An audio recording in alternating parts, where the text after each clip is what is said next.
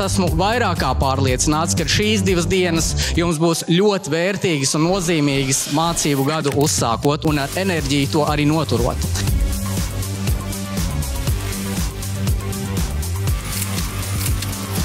Būt par skolotāju ir viens no skaistākajiem darbiem. Tas, man liekas, ir brīnišķīgi būt pavadonim kādam, kurš sāk savu ceļu. Kā būt saprastam, sadzirdētam? Mums valstī šīs zināšanas būs nepieciešams, lai dotos tālāk un veidot to ekonomisko izrāvienu, ko mēs visi tik ļoti gribam. Man šķiet, ka arī no politikas perspektīvas svarīga izaugsmē ir inovācija. Kas ir nākotnes darbs? Nākotnes darbs ir tāds, kuru nevarēs izdarīt kāds cits.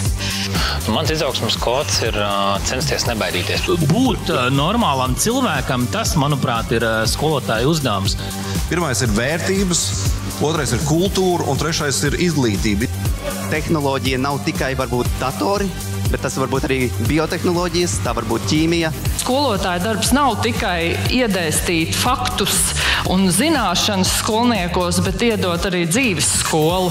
Man izaugsme saistās noteikti ar to, ka vienmēr mācīties. Un meklēt kaut ko jaunu. Motivācija var smelties no tiem, kas jau visvairāk tev vēlas motivēt paši. Paldies, ka esat šeit. Lai jūs izdodas!